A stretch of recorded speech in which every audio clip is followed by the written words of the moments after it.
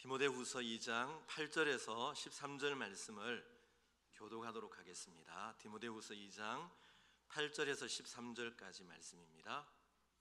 내가 전한 복음대로 다윗의 씨로 죽은 자 가운데서 다시 살아나신 예수 그리스도를 기억하라.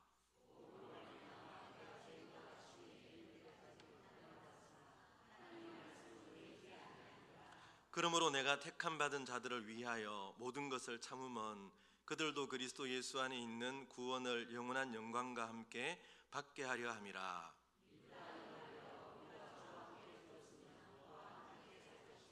참으면 또한 함께 왕노릇할 것이요 우리가 주를 부인하면 주도 우리를 부인하실 것이라. 우리는 미쁨이 없을지라도 주는 항상 미쁘시니 자기를 부인하실 수 없으시리라. 아멘. 우리나라 반기문 총장이 유엔 사무총장이 되어서 국격을 높였다, 그런 얘기들을 많이 했습니다. 1992년부터 96년도까지 유엔 사무총장을 지낸 분의 이름이 부트로스 갈리라는 특이한 이름의 사람입니다. 이분은 아프리카 사람으로서 처음으로 국제기관의 총장이 된 인물입니다. 프랑스의 파리 대학교에서 국제법 연구로 박사학위를 받고 고국인 이집트 카이로에서 그 대학에서 장기간 교수직을 했습니다. 그 후에 이집트 외무장관직을 15년 역임하다가 아프리카인 최초로 유엔의 사무총장이 된 분이라고 합니다. 그의 이름이 부트로스 갈리라고 하는 특이한 이름인데요, 여기에는 사연이 있다고 합니다. 이 부트로스는 이름이고 부트로스 갈리는 성인데요, 이 부트로스라는 말은 이집트어로 베드로를 뜻한다고 합니다. 이런 이름을 가지게 된 사연이 있는데요, 그의 할아버지 이름이 부트로스 갈리였습니다.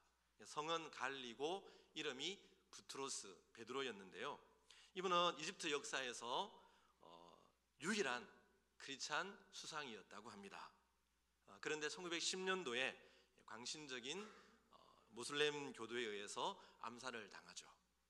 그래서 대부분이 이슬람 교도였던 그 나라의 사람들이 암살한 사람을 오히려 칭찬하는 이런 일이 일어났다고 하는데요, 그런데 그의 가족들은 이 훌륭한 할아버지 크리스찬을 잊지 않기를 원했습니다. 그래서 수도인 카이로에 이 할아버지를 기념하는 기념교회를 세우고, 그리고 이 할아버지를 영원히 기억하기 위해서 그들의 성에 할아버지 이름을 넣어서 새로운 성을 만든 거죠.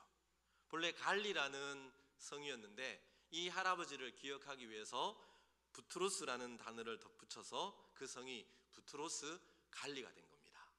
그리고 그의 손자의 이름이 부트로스가 되니까 그의 이름 속에는 부트로스라는 이름이 두 번 들어가서 부트로스 갈리라는 이런 특이한 이름을 가지게 되었다고 합니다.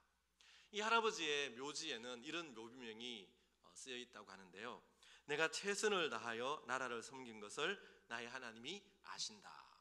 비록 모슬렘 이집트 국가였지만 그는 예수님을 믿는 하나님의 백성으로서 그 나라를 위해 최선을 다해 섬긴 것을 나의 하나님이 아신다, 그런 고백을 하고 있는 것이죠. 여기서 말하는 그의 나라는 이중적인 의미를 가지겠죠. 그가 속한 영원한 하나님 나라를 위해서 모슬렘권이라는 핍박과 힘든 상황 속에서도 그는 최선을 다해 하나님을 섬겼고, 또한 육신의 조국인 이집트를 위해서도 그는 최선을 다해 섬겼다는 이중적인 의미를 가지고 있습니다. 이런 할아버지의 삶이 그의 후손들에게 거룩한 영향력을 주게 되었고, 그의 손자인 부트로스 갈리라는 인물이 아프리카에서 처음으로 유엔 사무총장이라는 중요한 역할을 감당하게 되었다는 것입니다. 여러분, 우리 곁에 본받을 수 있는 또 모델이 될 만한 사람이 있다는 것은 대단한 축복이고 행운이라고 할 수가 있습니다. 이런 점에서 우리 교회는 참 대단한 축복을 누리고 있다라고 생각할 수가 있는 것이죠. 여러분, 우리에게는 본받아야 할 인물, 본받고 싶은 인물, 신앙의 모델이 되는 인물이 우리 예배당 옆에 기념관이 세워져 있습니다. 우리는 그분을 닮고 본받아가면서 더 나아가 예수님을 닮아가게 되는 것이죠. 여러분, 이 부트로스 갈리라는 할아버지를 보고 자란 그 후손들이 정말 모슬렘권이라는 그런 세상 속에서도 믿음을 잃지 않고 세계 역사에 중요한 역할을 감당하는 탁월한 인물이 된 것처럼 저는 우리 교회 학교에서 자라나는 어린 생명들 중에서도 손양원 목사를 뛰어넘는 신앙의 탁월한 하나님의 사람들이 나올 줄 믿고 그렇게 기도하고 있습니다. 여러분들도 그런 비전, 꿈을 가지고 우리 교회 학교 자녀들을 축복해 주시고 또 격려해 주시기 바랍니다. 네, 이런 점에서 디모데 역시 축복받은 사람이었습니다. 그의 곁에는 바울이라고 하는 정말 2000년 교회 역사에서 걸출한 하나님의 사람이 있었지 않습니까? 사도 바울의 모든 것을 배우고 직접 눈으로 보고 그의 삶을 지켜볼 수 있었습니다. 디모데후서 3장 11절에 보면 네가 과연 보고 알았거니와, 바울은 너 디모데 너가 과연 보고 알았지 않느냐 그렇게 말씀하고 있습니다. 디모데가 무엇을 보고 알았다는 것일까요? 앞에 있는 10절의 말씀에 보면 바울의 교훈과 행실, 그의 믿음과 오래 참음, 사랑과 인내, 또 박해와 고난받는 모습을 곁에서 직접 보고 알았다는 그런 의미로 이 말씀을 하고 있는 것을 보게 됩니다. 뿐만 아니라 사도 바울은 이 디모데를 내 아들이라고 부르면서 그를 위하여 친히 두 통의 편지를 써서 그에게 교훈의 말씀을 남겨놓았습니다. 그게 바로 디모데전서의 말씀과 지금 살펴보고 있는 디모데후서의 말씀 아닙니까?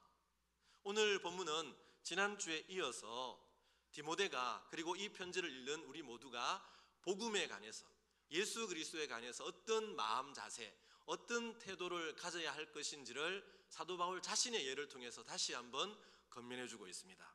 8절 말씀에 보면 내가 전한 복음대로 다윗의 씨로 죽은 자 가운데서 다시 살아나신 예수 그리스도를 기억하라. 예수 그리스도를 기억하라 그렇게 말합니다. 기억하라는 말은 생각하고 마음에 새기라는 그런 뜻입니다. 여러분, 그런데 예수님을 기억하되 어떤 예수님을 기억하라고 했습니까?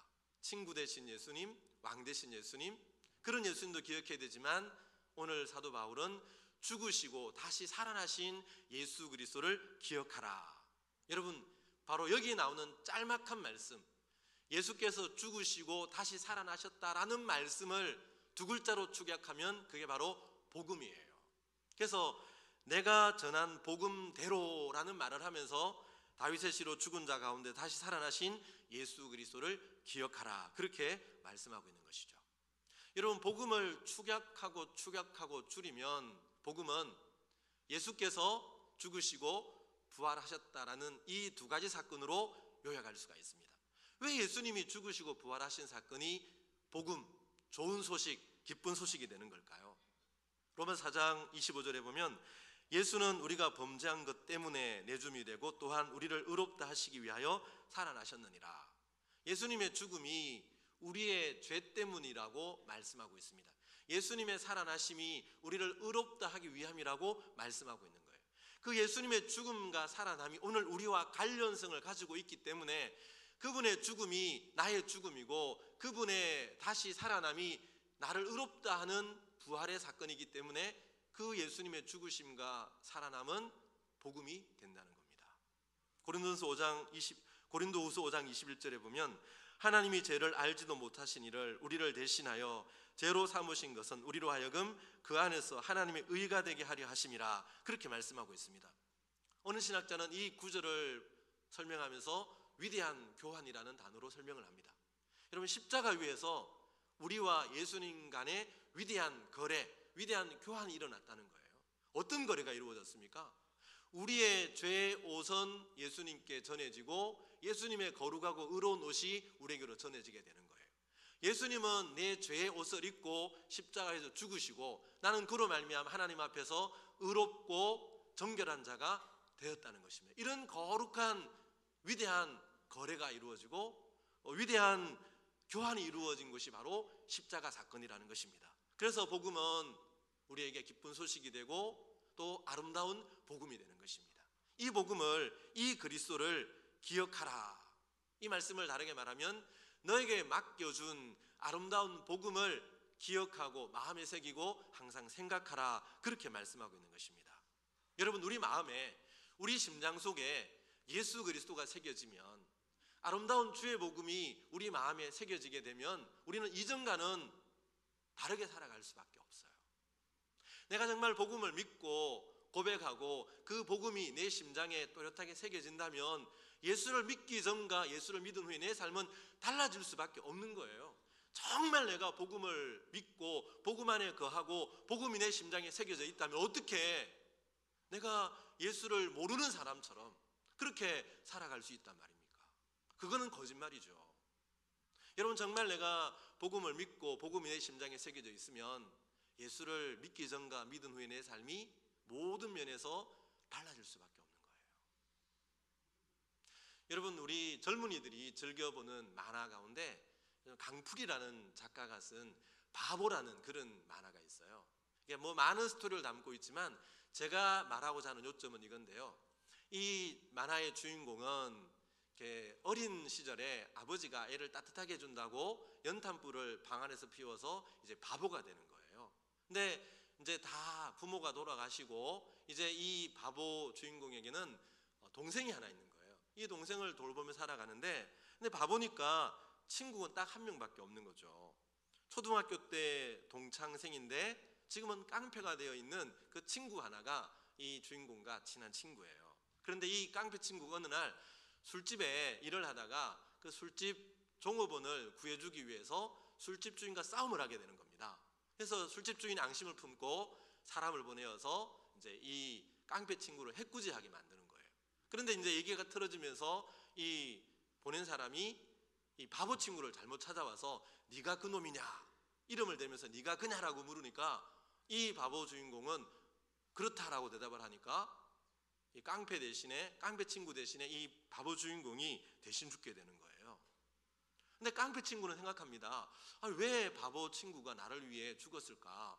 자기가 내가 아니라고 얘기하면 살 수 있었을 텐데 왜 그렇게 바보처럼 죽었을까? 그러니까 바보이겠죠. 근데 여기서 말하는 핵심은 그게 아니고요. 근데 이 깡패 친구가 생각하는 거예요. 이 친구는 친구가 나 하나밖에 없으니까 나를 살리기 위해서 자기가 대신 죽었구나. 그리고 죽어가는 그 바보 친구의 소원이 무엇이었을까? 남겨져 있는 그 동생을 나 대신 네가 잘 돌보라는 그런 의미가 아니었을까? 그런 생각을 하면서 뭐 좀 힘들고 자기 생각이 맞지 않지만 그 동생을 돌봅니다. 힘들고 괴로워도 그 동생을 돌보아 주는 거예요. 그만둘 수가 없는 거예요. 왜냐하면 자기 대신 죽은 친구의 마지막 뜻, 소원이 바로 그것임을 이 친구는 알기 때문이죠. 여러분, 예수님을 향한, 복음을 향한 사도 바울의 마음이 바로 그랬다는 거예요. 오늘 9절 10절에 나오는 바울의 고백을 보세요. 복음으로 말미암아 내가 죄인과 같이 매이는 데까지 고난을 받았으나 하나님의 말씀은 매이지 아니하니라. 그러므로 내가 택함 받은 자들을 위하여 모든 것을 참음은 그들도 그리스도 예수 안에 있는 구원을 영원한 영광과 함께 받게 하려 함이라. 복음으로 말미암아 감옥에 갇히는 데까지 고난을 받았다. 또 하나님의 택함 받은 백성들을 구원의 영광에 이르기 위해서 내가 모든 것을 참았다. 그렇게 말하고 있는 거예요. 참았다는 말은 머물고 지키고 견디다는 뜻이에요. 여러분, 포탄이 막 날아가고 총칼이 오가는 그런 전쟁터에서 나에게 주신 그 위치를 사수하며 물러서지 않고 후퇴하지 않고 굳건하게 지키는 그런 의미의 말이 바로 여기 나오는 참는다라는 말의 의미예요. 바울은 그 복음을 위해서 또 하나님의 뜻인 구원이 이루어지는 그 일을 위해서 어떤 고난과 핍박과 환난이 닥쳐온다 할지라도 도망가지 않고 넘어지지 않고 버티고 견디고 참았다는 그런 고백의 말씀인 거죠. 그럼 바울이 무엇 때문에 죄인과 같이 매이는 데까지 그리고 고난을 받고 모든 것을 참고 견뎠습니까? 바로 복음으로 말미암아. 복음으로 말미암아. 예수 그리스도 때문에 주님의 뜻을 이루기 위해서 사도는 모든 것을 참고 고난까지도 견뎠던 것입니다. 억울한 마음으로 고난을 받았을까요? 억지로 고난을 그 몸에 채웠을까요? 그렇지가 않습니다. 골로새서 1장 24절에 보면 바울이 이런 고백을 하는데요. 나는 이제 너희를 위하여 받는 괴로움을 기뻐하고 그리스도의 남은 고난을 그의 몸된 교회를 위하여 내 육체에 채우노라. 너희를 위하여 받는 괴로움을 내가 오히려 기뻐한다. 여러분, 적극적으로 기뻐함으로 즐거움으로 자원해서 그 고난을, 괴로움을 내 육신에, 내 몸에 채운다, 그렇게 말씀하고 있는 거예요.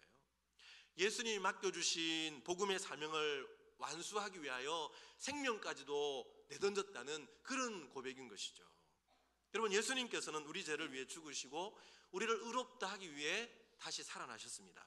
이 예수님을 기억한다면, 이 예수님 우리의 마음에 새긴다면 우리의 삶이 달라질 수밖에 없습니다.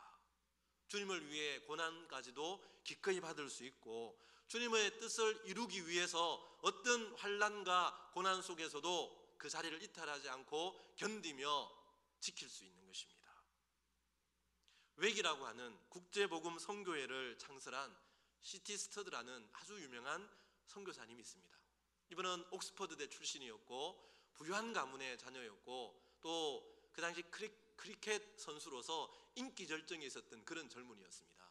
근데 그런 20대의 젊은이가 자기의 모든 유산을 주님께 드리고 자기의 평생을 선교사에게 헌신을 합니다. 중국에서 인도로 이렇게 선교 사역을 하고, 그리고 그가 웩이라고 하는 복음주의 선교단체를 창설하게 되죠. 주위에서 이 스터드에게 왜 그렇게 희생하느냐라고 물었을 때 이 스터드는 유명한 말을 남깁니다. 예수 그리스도 그분이 하나님이시고 나를 위해 죽으셨다면 내가 그를 위해 아무리 희생해도 결코 지나칠 수 없습니다. 여러분, 예수님이 하나님이시고 그분이 나를 위해 죽으셨다면 내가 그를 위해 아무리 희생해도 결코 나의 희생은 큰 것이 아니라는 그런 얘기죠. 여러분, 하나님이신 예수 그리스도께서 나를 위해 죽으셨다면, 나를 살리시기 위해 당신의 생명을 버리셨다면 내가 그분을 위해 희생하는 그 어떤 것이 크다고 얘기할 수 있겠습니까? 여러분, 복음의 역사는, 교회의 역사는 이렇게 헌신한 사람들의 얘기로 가득 차 있습니다. 그 웩 선교 본부에 가면, 지하실 가방에 가면 선교사님들의 가방이 쫙 놓여 있다고 합니다. 선교 사역을 끝내고 이제 고국으로 돌아갈 때 그 가방을 찾아가기 위해서 짐꾸러미를 그렇게 쌓아두었는데요, 그 웩 선교 본부에 있는 가방들은 주인을 잃어버린 가방이라고 합니다. 선교지에서 자신의 생명을 희생하여 복음의 하나의 미랄이 된 것이죠. 여러분, 그 가방은 정말 복음을 위해 그 선교사들이 어떤 희생을 했는지, 어떤 고난을 받았는지 우리에게 생생하게 들려주고 있지 않습니까? 그런 분들이 있었기 때문에 복음이, 여러분, 아프리카로, 그리고 이 대한민국으로, 그리고 지금도 오지를 향해 복음이 전파되고 있는 거예요. 우리나라 역사에도 그런 아름다운 예들은 숱하게 많이 발견할 수가 있습니다. 뚝방마을 이야기라는 두란노에서 나온 책이 있는데요, 이 책은 1970년대 서울 망원동에서 복음 사역을 했던 이상향 전도사님의 이야기입니다. 여러분, 1970년대 뚝방마을이 어떤 곳이었는지 아십니까? 저는 서울을 잘 모르지만 이 책에 묘사된 그 망원동 뚝방마을은 이런 곳이에요. 하루 300대의 분뇨차가 분뇨를 붓는 곳, 각종 오물들이 매립되어서 악취가 나는 곳, 그곳에 바로 2000세대 1만 명이 판잣집을 지어놓고 살아가고 있는 겁니다. 지독한 가난, 무허가 판자촌, 화장실이 없는 집들, 쓰레기 악취와 파리떼, 노름과 술, 방치된 어린 자녀들, 진학하지 못한 청소년들, 약국도 못 가는 환자들, 최악의 위생 상태, 돌보는 이 없는 노인들, 헤어날 길 없는 절대적 빈곤, 갚을 길 없는 빚, 파리와 모기, 도둑질, 거짓말, 술주정뱅이, 이런 단어로 묘사되는 것이 바로 1970년대 현재 망원동 뚝방마을의 모습이었습니다. 그런데 이 마을에 이상향 전사님이 복음을 들고 들어간 거예요. 이분은 23살 때 아버지가 돌아가시고 가족을 부양하는 책임을 맡게 됩니다. 병약에서 결핵을 앓게 되고 거기다가 황달까지 오게 됩니다. 병원 의사가 사형 선고를 내렸습니다. 임종예배까지 드렸습니다. 그런데 극적으로 다시 살아나게 된 거예요. 그 후에 이분은 하나님의 은혜를 갖기 위해서 이제 장신대 신학교에 진학을 하게 됩니다. 그런데 하루는 기독교 교육을 가르치는 주선의 교수님이 바로 이 뚝방마을의 현실을 얘기하면서 누가 저 사람들을 위해 가겠습니까? 라는 도전을 한 거예요. 누가 저 사람들을 위해 가겠습니까? 라는 도전 앞에 이 이상향 전도사님은 주님, 제가 가겠습니다. 그렇게 헌신을 하고 신학생의 신분으로, 전도사의 신분으로 그 뚝방마을로 들어가서 복음을 전하고 교회를 세우고 주님의 사랑으로 섬긴 거죠. 다가수를 만들고 어린이 놀이터를 세우고 공중 화장실을 건축하고 의료봉사를 하고 어린이집 개원을 하고 중등 야간 학교를 개설하고 구두닦이 소년 자립하는 운동을 하고 정말 셀 수 없는 그런 많은 복음의 사역들을 감당하게 됩니다. 본인은 몸이 약해서 정말 잘 먹고 잘 쉬어야 되는데 피를 토하면서까지 이 사람들을 사랑으로 섬기니까 한 사람 한 사람 변화되게 되고 그곳이 점점 변화가게 되는 거예요. 그렇게 5년 동안 피 흘려 죽어가면서까지 그 땅을 사랑하다가 하나님의 부름을 받게 됩니다. 이분이 마지막 임종 때 그 자기 은사이신 조선의 교수님에게 이런 고백을 남겼다고 합니다. 선생님, 이 모든 것이 하나님의 은혜이고 하나님의 능력입니다. 선생님은 제가 여기 와서 병이 난 줄 아시지만 전 여기 오기 훨씬 전에 죽었던 사람입니다. 지금까지 덤으로 주신 삶을 살아온 거예요. 전 부러운 게 없습니다. 정말 이렇게 행복해도 되는 건가 싶을 정도예요. 죽는다는 거 두렵지 않습니다. 하나님 앞에서 하나님 일 하다가 죽게 된 게 얼마나 감사한지 몰라요. 정말 감사합니다. 그런 고백을 하며 하나님 품에 간 거죠. 여러분, 이분은 그 불결하고 더럽고 아무도 가지 않는 그 뚝방마을에 복음을 들고 가서 모든 것을 참고 견디고 그리고 한 줌의 죄로 사라진 거예요. 그런데 그분이 전한 복음의 말씀은 그분과 함께 사라지지 않았습니다. 그분이 이 마을로 들어갈 때 주님이 그 마음에 새겨주셨던 말씀이 요한복음 12장 24절 말씀이었다고 해요. 내가 진실로 진실로 너희에게 이르노니 한 알의 밀이 땅에 떨어져 죽지 아니하면 한 알 그대로 있고 죽으면 많은 열매를 맺느니라. 이 말씀처럼 그는 복음의 한 알의 밀알이 되었고, 그리고 이 약속의 말씀처럼 그곳에서 이분이 밀알이 되어 30배, 60배, 100배, 아니 1000배의 열매로 결실하는 놀라운 역사를 우리에게 들려주고 있는 것입니다. 여러분, 오늘 주님이 복음을 들고 여러분들에게 아프리카로 가라고 말하지 않습니다. 오늘 복음을 들고 그런 뚝방마을로 가라고도 명령하지 않습니다. 여러분, 복음으로 받은 내 직분의 자리, 복음 때문에 받은 내 그 자리를 지키고 견디고 파수하라는 거죠. 우리는 교회에서 직분을 받고 앞장서서 교회를 봉사하고 섬기다 보면 여러분 이런저런 말들을 들을 때가 있습니다. 마음의 상처를 받을 때도 있어요. 사람들이 알아주지 않을 때도 있습니다. 그럴 때 우리는 쉽게 그런 생각을 하죠. 내가 이런 상태에서도 봉사를 해야 되나? 내가 이제 봉사 다 내려놓아야 되겠다. 그런 마음이 들 때가 있는 거예요. 여러분, 그럴 때 바울은 너를 위해 죽으시고 다시 사신 예수 그리스도를 기억하라. 너를 살린 그 복음의 말씀을 너의 심장에 새겨놓아라. 그렇게 권면하고 있는 겁니다.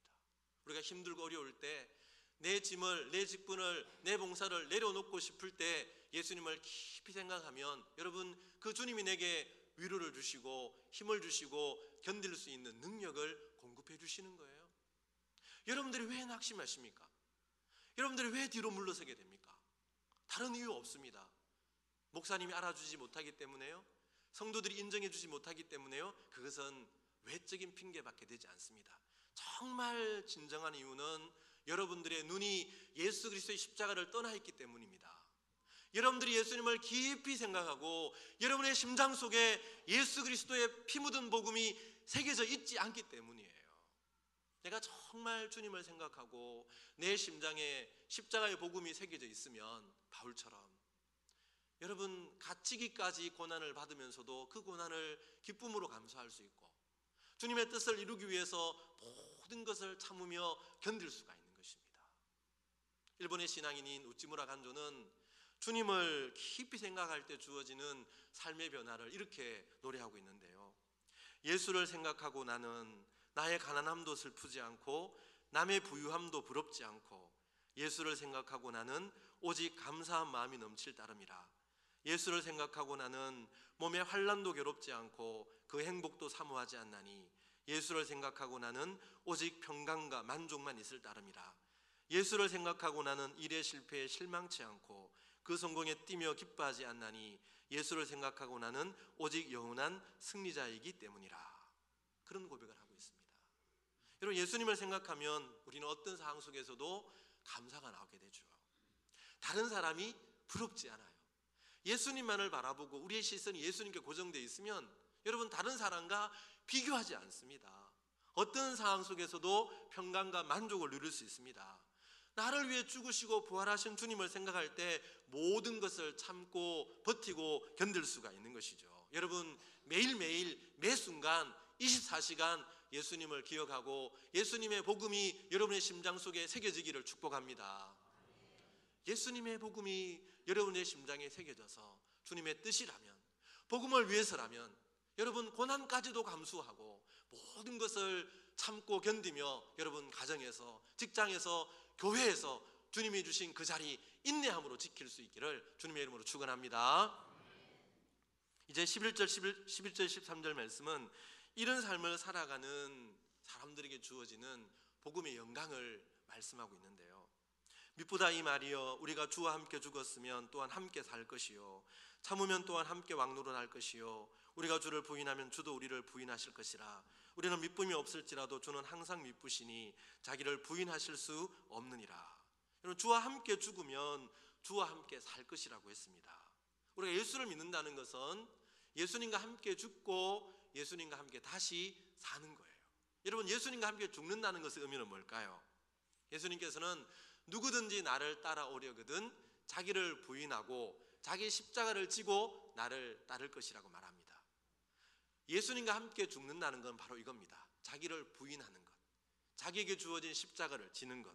십자가를 진다는 것 자체는 죽음의 의미 아닙니까? 무엇에 대해 죽는 것입니까? 죄에 대해 죽는 것이죠. 세상에 대해 죽는 것이죠. 자아에 대해 죽는 것이죠. 자존심에 대해 죽는 것이죠. 내 욕심에 대해 죽는 것이죠. 내 육체적 욕망에 대해 죽는 것이에요. 우리가 이렇게 예수님과 함께 죽으면 또한 주와 함께 살 것이라고 말씀합니다. 내가 정말 예수님과 함께 죽지 않으면 예수님과 함께 부활의 새로운 존재의 그 기쁨을 맛볼 수가 없는 거예요. 여러분, 여러분에게 하나님의 은혜는 달콤합니까? 하나님의 은혜가 정말 달콤하게 느끼려면 존 뉴턴 목사님처럼 내가 얼마나 사악한 존재인지를 먼저 절절하게 깨달아야 됩니다. 내가 사악한 존재임을 깨닫지 못하면 주의 복음이, 하나님의 은혜가 내게 감미롭고 달콤하게 들릴 수가 없어요. 내가 죽지 않으면 예수님과 함께 새로운 피조물로 다시 살아나고 거듭나는 그 은혜의 기쁨을 누릴 수가 없어요. 여러분들이 죽지 않기 때문에 모든 것이 새롭게 되는 존재의 새로움을 경험하지 못할 때가 너무나 많은 거예요.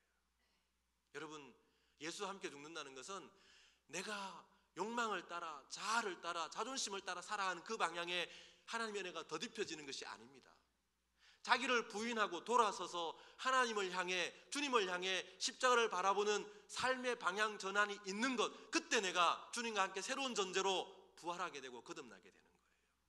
그렇게 참으면 왕노릇하게 된다.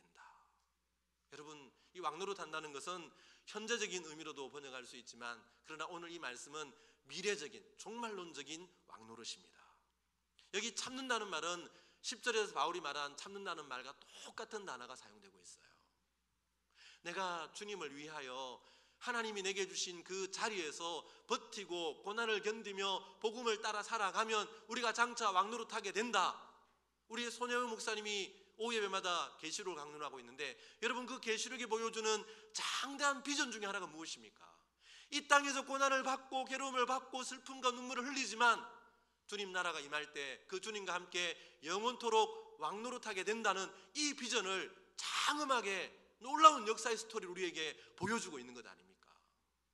우리에게는 그런 소망이, 비전이, 그런 꿈이 있는 성도들이에요. 계시록 5장 10절에 보면 그들로 우리 하나님 앞에서 나라와 제사장들을 삼으셨으니 그들이 땅에서 왕노릇하리로다. 계시록 20장에 보면 그리스도와 더불어 1000년 동안 왕노릇하리로다. 이게 주님이 복음 때문에 고난당하는, 복음으로 말미암아 고난을 짊어지는 성도에게 주시는 하나님의 약속입니다. 그런가 하면 이 말씀에는 복음을 부인하고 그리스도를 부인한 자들에 대한 엄숙한 경고가 덧붙여져 있습니다. 누구든 주를 부인하면 주도 부인하실 것이라고 말합니다. 부인한다는 말은 예수님을 모른다는 것, 배교와 불신앙과 믿지 않음을 뜻하는 것이죠. 여러분, 우리가 이 땅에서 재물 때문에, 명예 때문에, 세상 쾌락 때문에, 고난 때문에, 핍박 때문에 주님을 외면하고 복음을 모른다고 하면 장래에 주님께서도 그를 모른다고 하실 것이라고 경고하고 있는 거예요. 마태복음 10장 32절 33절에 보면 주님이 분명하게 말씀하지 않습니까?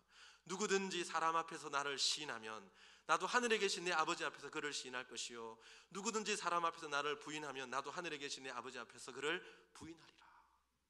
마지막 절은 우리 주님이 미쁘신 분임을 말씀합니다. 미쁘다는 말은 신실하다, 진실한 분이라는 그런 의미의 말씀이에요. 여러분, 주님은 신실하신 분이시고 신실하신 주님의 약속의 말씀은 1.1획도 헛되지 않고 거짓되지 않고 반드시 이루어지게 됩니다. 우리가 주님을 위해 참고 모든 것을 참으면 우리는 주님과 함께 살게 되고 주님과 함께 왕노릇하게 될 것입니다. 이것이 신실하신 주님이 우리에게 주시는 언약의 약속이에요. 그러므로 여러분, 우리가 복음 때문에 고난을 당하고 있다면 결코 낙심하지 마십시오. 주님 주신 직분 때문에 낙심해 있다면 여러분 절망하지 마십시오. 다시 일어나야 됩니다. 우리가 참고 견디면 주님과 함께 살게 될 것이고 주님과 영원토록 왕노릇하게 되리로다. 주님은 여러분들을 기억해 주십니다. 주님은 여러분의 모든 복음으로 인한 고난과 수고를 그날의 영광과 칭찬과 존귀로 바뀌어 주시고 하나님의 찬란한 생명의 면류관, 자랑의 면류관으로 간시워 주신다고 약속하고 있는 거예요. 여러분, 사도 바울에게 복음은 예수 그리스도는 수단이 아니었습니다. 그분에게 복음은 전부였고 생명이었고 인생의 제일 되는 최우선적인 순위였습니다.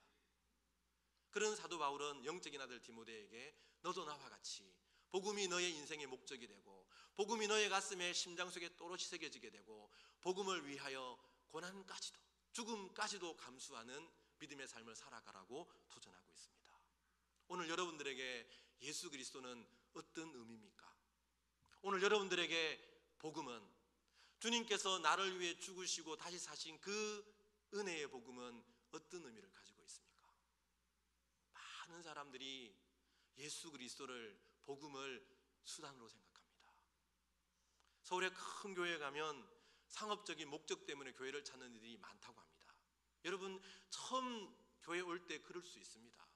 이런저런 목적을 갖고 올 수 있지만 내가 정말 복음이 심장 속에 새겨지고 내가 정말 그 주님을 기억하고 복음의 의미를 안다면 내 신앙의 의미가 달라질 수밖에 없는 것이죠. 내 인생의 순위가 달라질 수밖에 없는 것이죠. 내가 사업적인 목적을 위해 교회를 왔다 할지라도 복음을 알고 복음을 기억하면 내 삶의 의미가, 복음의 의미가 달라져야 되는 거예요. 여러분, 복음은 내 성공을 위한 수단이 아닙니다. 예수 그리스도는 내가 은혜를 누리기 위한 도구가 아닙니다. 내 소원을 이루기 위한 알라딘의 진이라는 그런 거인이 아니에요. 예수님이 나를 위해 있는 것이 아니라 내가 예수님 그분을 위해 존재하는, 여기에 내 인생의 존재 목적이 있고 의미가 있는 것입니다.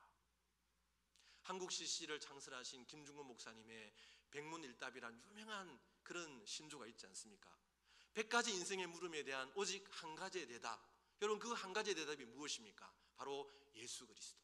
이것이 사도 바울의 인생의 목표였고, 그리고 디모데에게 이런 인생의 목표를 가지고 살 것을 말씀하고 있는 거예요. 여러분의 인생의 목적이 무엇입니까? 여러분들은 무엇을 위해 아침부터 열심히 달려가고 있습니까? 우리 학생들 공부하는 목적이 무엇입니까? 우리 남편들 사업하는 목적이 무엇입니까? 우리 주부들 가정을 돌보는 목적이 무엇입니까? 여러분 삶의 모델이 누굽니까? 여러분들은 무엇을 바라보고 있습니까? 여러분들은 무엇을 사랑하십니까? 여러분들의 소망은 무엇입니까? 여러분들은 자녀에게 무엇을 기대하고 계십니까? 이런 모든 100가지 물음에 대한 우리의 오직 한 가지 대답은 오직 예수 그리스도 그분인 줄 믿습니다. 여러분, 주님 앞에서의 우리의 장래의 모습은 오늘 여기서 살아가는 해 아래서의 우리의 삶의 모습으로 해 위의 인생이 결정됩니다. 우리가 주님과 함께 죽으면 주님과 함께 살게 될 것입니다. 주님과 함께 참으면 주님과 함께 왕노릇하게 될 것입니다. 사랑하는 성도 여러분, 그 해 위에서 영광을 바라보며 오늘 복음을 위하여 모든 것을 참고 견디시기 바랍니다. 24시간 주님을 기억하고 여러분의 심장 속에 예수 그리스도의 피 묻은 복음을 또렷하게 새기시기 바랍니다. 예수 그리스도를 여러분 가슴에 새기고 복음으로 말미암아 고난까지도 기꺼이 감수하고, 그리고 그 복음으로 말미암아 주님과 함께 영원 무궁토록 왕노릇하는 이런 믿음의 승리자의 삶을 살아가는 우리 채령교회 모든 성도들 되시기를 주님의 이름으로 축원합니다. 아멘.